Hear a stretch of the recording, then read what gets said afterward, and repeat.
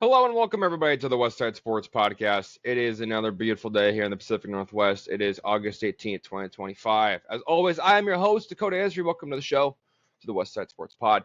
It has been a hot minute since I've been on this. It has. Been dealing with some stuff. It's just been like one thing after another. I've dealing with some broken appendages and taking care of my lady. She had a little bit of an injury and she is finally back on the mend. So I got able to get back on here, get back off the schneid. Quite frankly, ladies and gentlemen, we got a lot to talk about today. Today's podcast ahead of time, there's going to be some passion. There's going to be some colorful language today. Because this team is just not playing to a level that is acceptable currently. I'm going to recap this start of this series or the overall road trip between the Mets and the Baltimore Orioles. We will go into beginning the preview of the Phillies at the end of this show. First and foremost, if you enjoy this content I'm bringing you today as well as stuff in the past, please do me a huge favor, subscribe, hit the bell. Please hit the bell. I forget to tell those people all the time. If you want to watch me or watch this live or when it goes live, just let me know.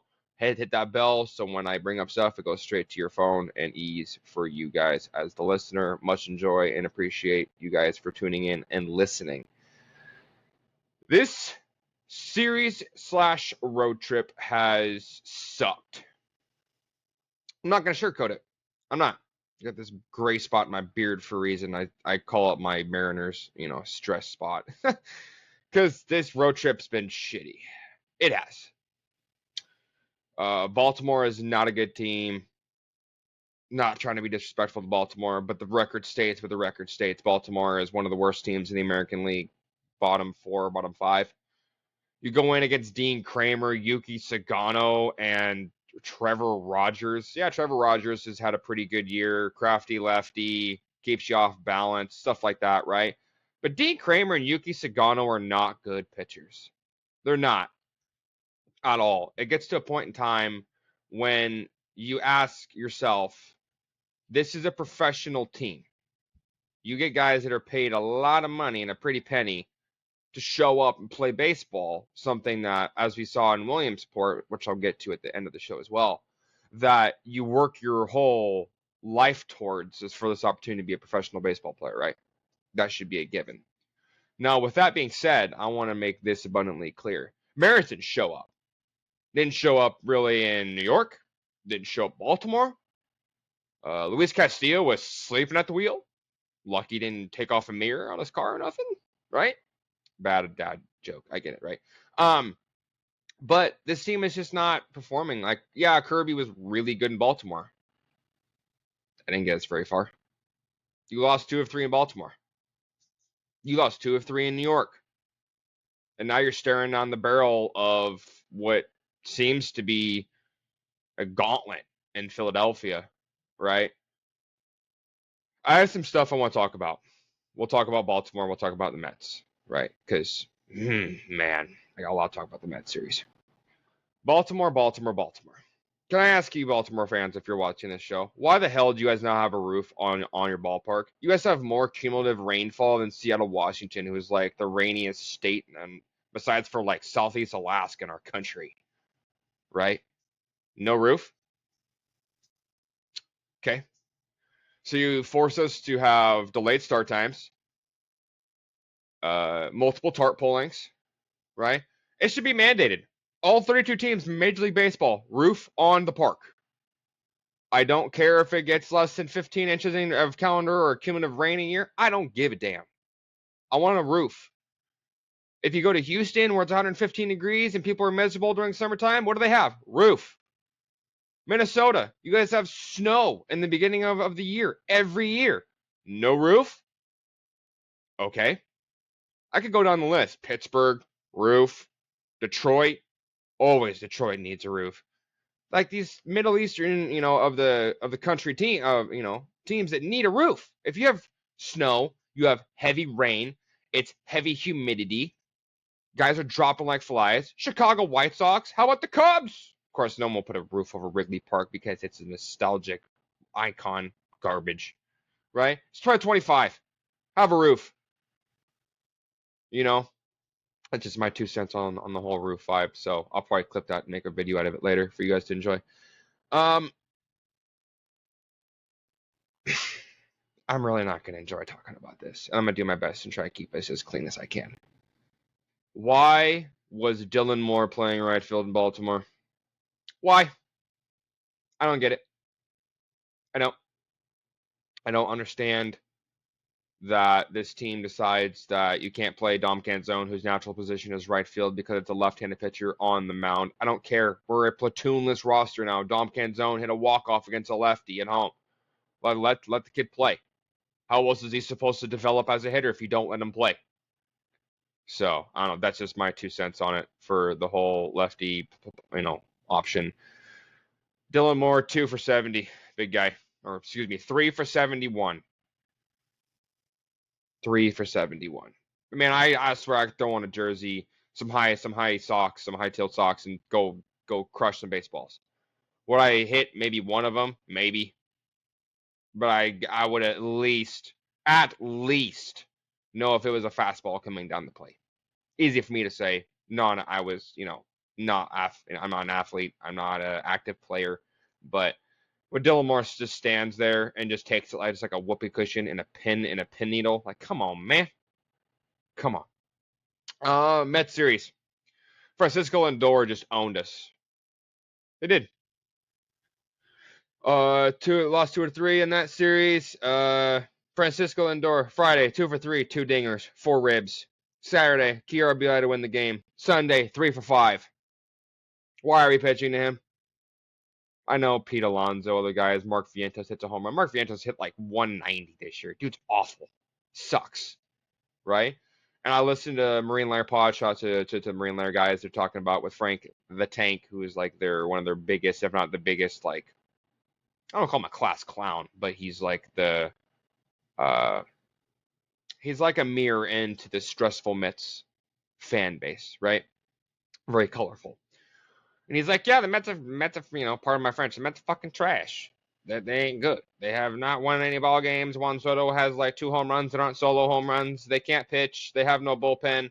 Well, they beat the shit out of us. They did.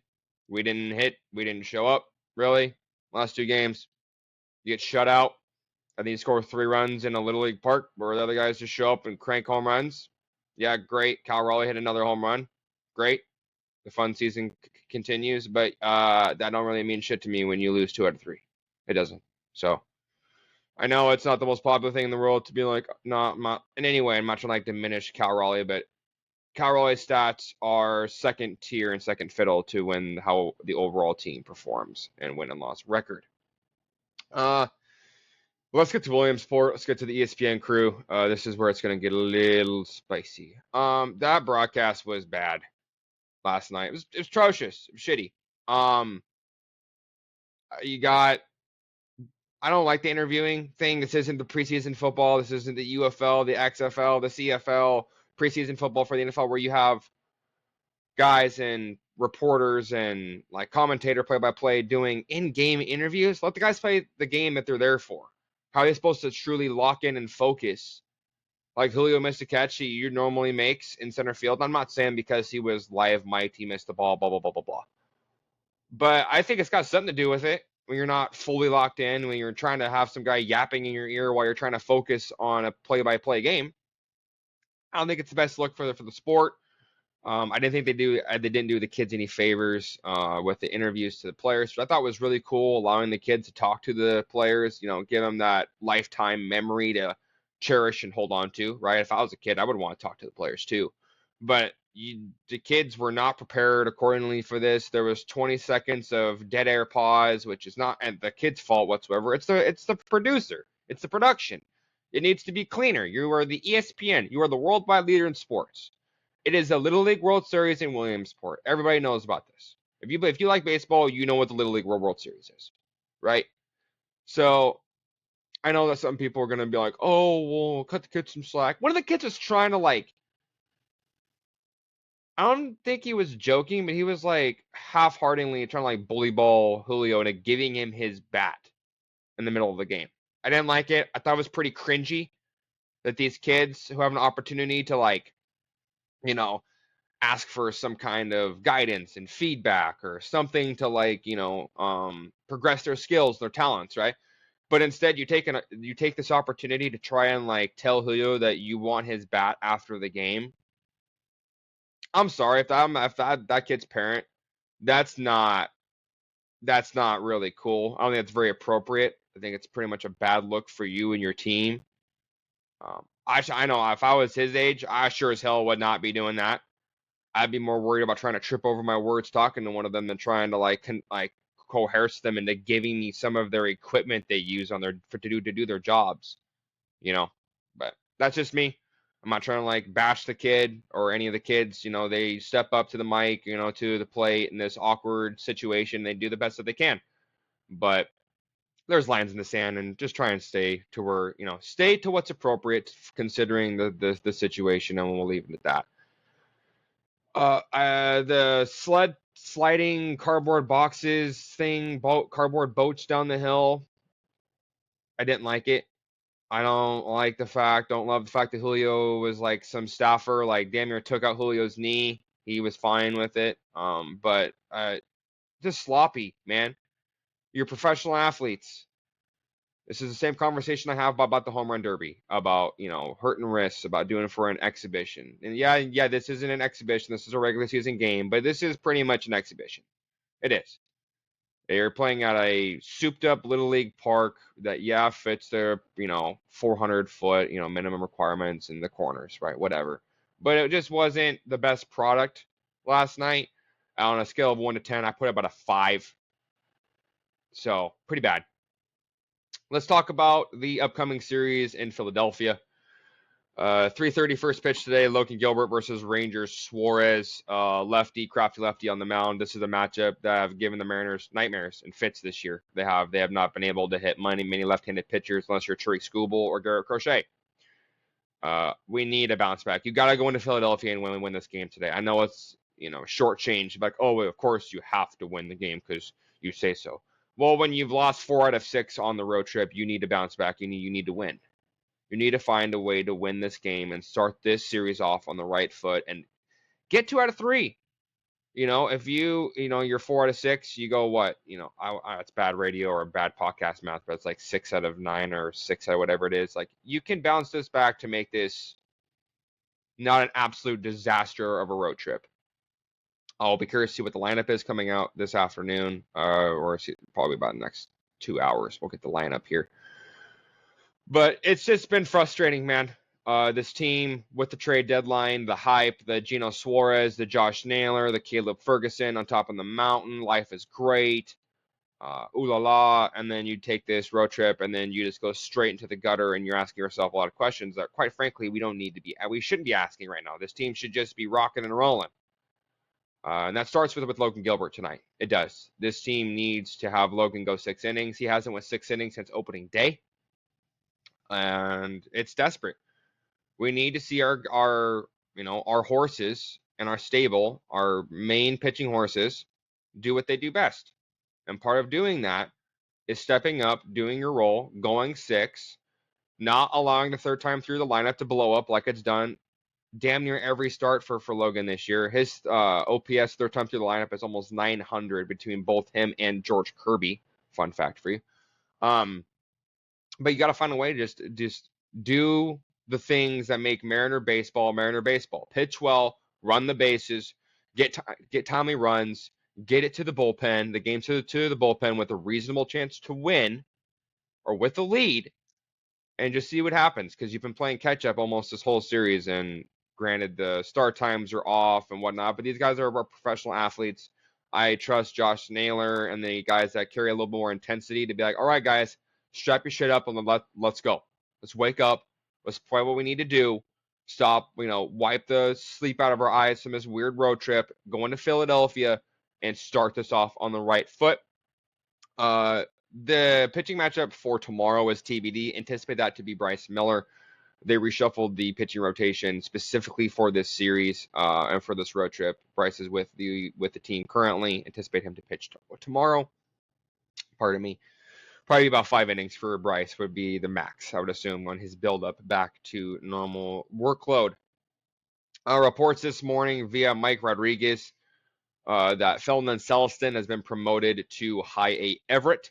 Very exciting. If you guys are wanting to watch a fun prospect, him and Ryan Sloan have been promoted to Everett, which, if you're in the Pacific Northwest, is fairly commutable. From where I'm at, it's about an hour and change to get to the ballpark. So fun to see those guys and those upcoming prospects do what they're going to do. I want to end the podcast today on the Victor Robles situation. If you guys haven't seen this, please go on Twitter, Instagram, TikTok. It's literally everywhere right now. Victor Robles last night hit in the hand for the fourth time in his rehab assignment and only 14 at bats. He has been hit. Clayton Estes is this guy's name, the pitcher who hit him. He's hit him 3 times in the calendar year. Twice already in this rehab stint. So this guy is clearly trying to get back to the big leagues as well. They're trying to get him ramp his workload up, excuse me. So with all that being said, Victor Robles, I understand you have had a very unfortunate year. The awful injury in San Francisco. The post this morning going on the fact that he unfortunately lost his mother this year, passed away. Very sad for that situation, and been dealing with a lot of stuff and that, and getting hit in the wrist like he's been is the quickest way to get back on the IL, and he's worked really hard to get back to where he is. So I don't blame his energy. I don't blame his frustration. But what I can say is that throwing a bat at somebody is not the greatest look in the world. Anticipate him to probably get suspended for probably 5 days at least. Oh, it sucks too, because Victor Robles is probably right around the corner, a couple weeks him being back on the roster, and hopefully taking the place of Dylan Moore and trying to get somebody on this team who can actually help contribute to the team. I'm not trying to just hugely shit talk Dylan Moore, but Dylan Moore has been god awful this season. Well, guys, that's going to be the show today. Today is going to be kind of a shorty, just kind of what I've seen, the couple takeaways, the review, stuff like that, the Robles situation, and the upcoming series in Philadelphia. If you guys enjoy the content today, please do me a huge favor. Subscribe. Please hit the bell so you guys know when I bring you guys fresh content. And I will be trimming up some stuff, putting it up on the social media as well, on TikTok, on Instagram, and Facebook Reels. Have a wonderful day, guys. Mariners, please, for the love of God, win a baseball game today. And Walter, we trust. I'll catch you guys next time. Thanks for listening and watching.